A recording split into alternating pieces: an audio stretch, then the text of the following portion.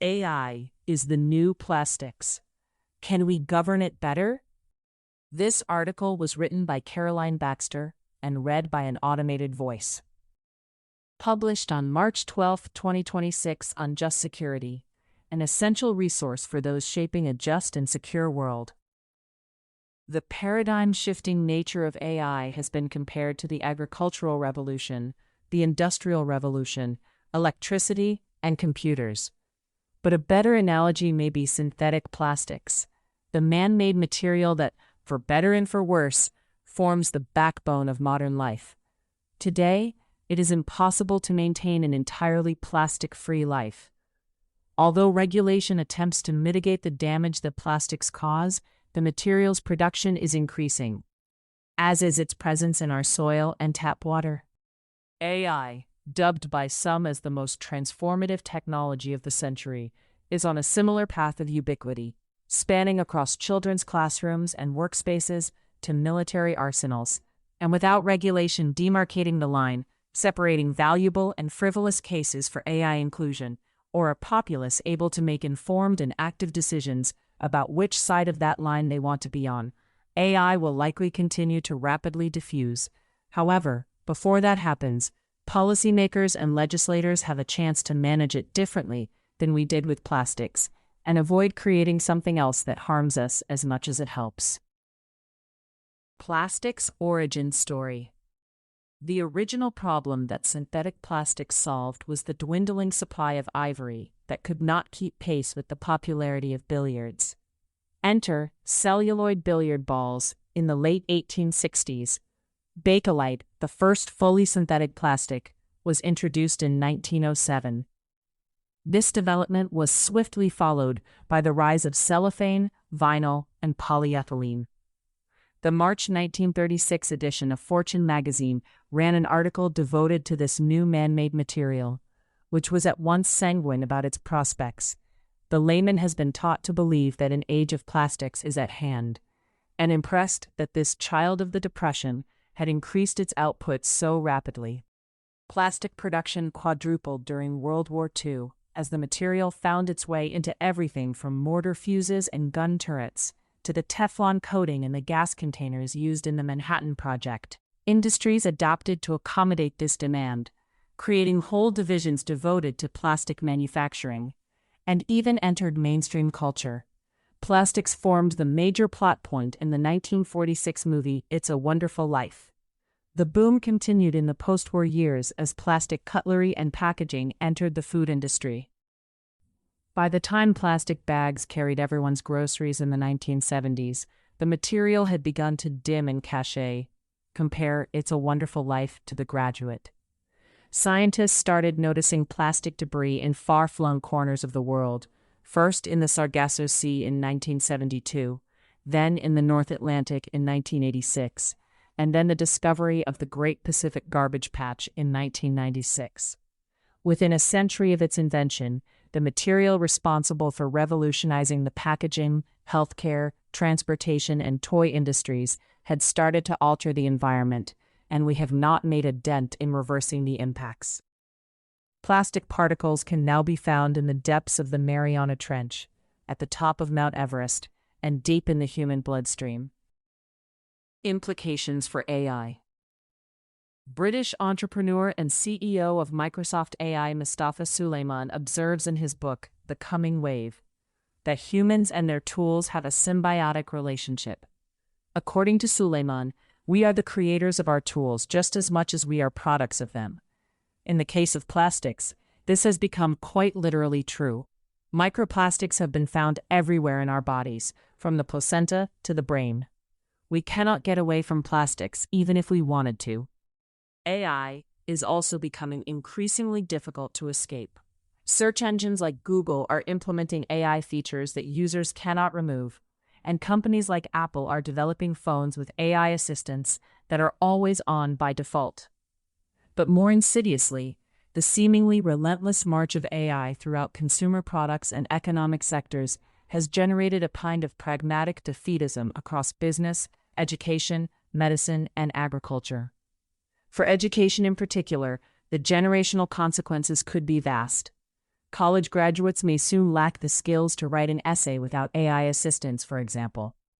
The time to decide whether that matters, i.e., to craft and apply regulation that buys time, is now, before we become a product of AI.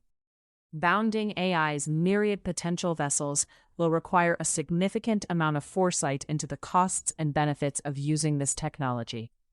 What makes AI unique from other inventions is its seemingly limitless applicability across society.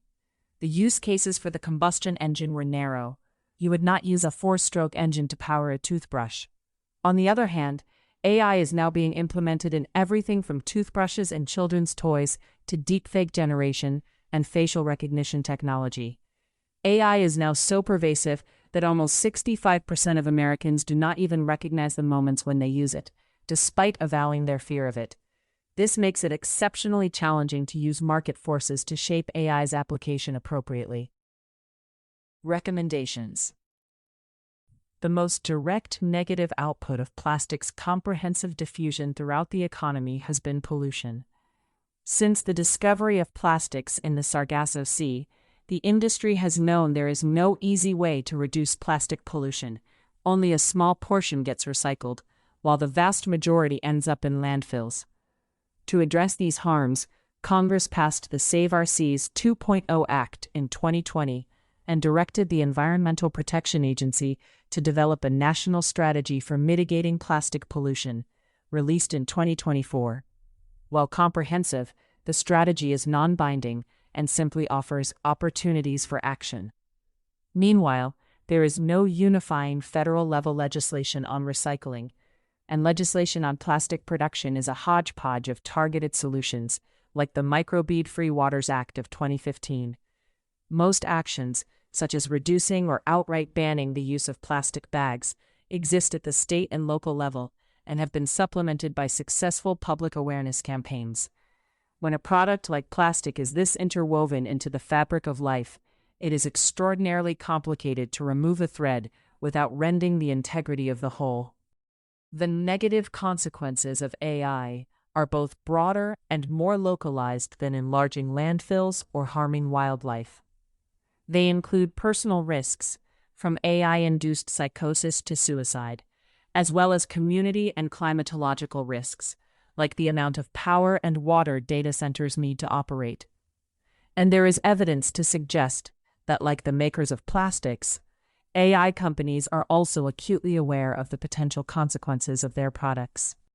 Before these products permanently weave their way into modern life, there remains a window of opportunity to author effective regulation. The European Union provides a guide. In 2023, the European Union passed its AI Act, the world's first set of comprehensive rules and regulations surrounding the development and application of AI. To protect EU citizens, the Act sets different rules based on AI systems' risk levels and makes entry into the EU market contingent upon minimizing these risks. This framework provides the much-needed flexibility that allows policymakers to tailor protections for citizens while fostering innovation as much as possible, the big fear of the U.S. tech industry. This approach could, for example, simultaneously develop AI's promising potential as a classroom tool while minimizing the technology's risks to human cognition. Although this approach does require rigorous enforcement, which is a weakness, a risk-based regulatory framework like this can adapt and therefore has the potential to manage the shifting, complex AI landscape in the long term. It can help drive the work that must be done to categorize risk types and gradients within each, something that would be of particular urgent use in the military domain, especially since Anthropic and the Pentagon squared off on appropriate use cases for Claude. This could serve as a valuable guide for federal-level legislation in the United States. To boost support for such legislation, there must also be a concomitant push to increase the general population's AI literacy, something that has bipartisan support. If 2/3 of Americans are so unfamiliar with AI that they do not recognize it when it is in their hands, then it is not reasonable for policymakers to rely on consumer-driven decision-making in the marketplace to mitigate harm. This will not be easy. One major issue is the intangibility of AI compared to the Internet, the last major technological leap forward in our lifetimes. The internet was mostly confusing for how it worked, a series of tubes, but it was very clear what it could do, and taking advantage of it simply required an active choice and some software, often provided for free. Most critically, you knew when you were and were not using it, if not by the screeching modem sound, then by your need to find an internet cafe. By contrast, if you have access to the internet and a smartphone today, AI has already Trojan horsed itself into your daily life. So the question becomes, what does the average person need to understand about AI in order to consume it with intent, and whose job is it to provide that knowledge? Many schools, especially high schools and colleges, are trying to increase AI literacy and proficiency, which may account for the greater proportion of people under 30 who recognize it when they see it. This, however, leaves a great proportion of the population behind. Therefore, there must be a general push to educate the broader public. Public libraries are a cost-effective way to disseminate foundational information and training about how to spot and use AI tools safely and with intent. Public libraries across the country, from Chicago to Frisco to Boston, are doing this now, using AI to reinforce the community-building role libraries play. In fact, the American Library Association wrote a strategy last year for exactly this idea. Ironic as it is, a paradigm-shifting emerging technology such as AI may recenter libraries into modern life. Conclusion. A century and a half after the creation of the first celluloid, it is very likely that something plastic is near you. The disposable pen on your desk, the bottle of pills on your nightstand, the subway seat you are sitting on, or the AirPods in your ears. Plastics support modern life. It would take a global whole-of-government effort to find another material to replace it, something many times greater than the original hunt for alternative ivory that got us here. We are on the cusp of an equally comprehensive evolution as AI integrates into the life enabled by plastic. When we look around our offices, bedrooms, and public transportation in the next 100 years, where will AI technology be? During plastic's heyday, it was reasonable to assume that one day humanity would have to find a solution to throw away living, given that garbage dumps are visible to the naked eye. Finding small plastic particles in the stomachs of seabirds as early as the 1960s, however, did not make it obvious that microplastics would end up in the human brain 6 decades later. As AI alters our relationship with modern life and society, what problematic consequences are easy for us to foresee today?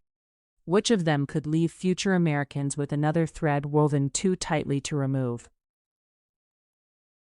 While time is on our side, it behooves us to identify our risk tolerance for potential consequences in advance, and to systematically determine and then regulate and govern how we want AI to be part of our lives.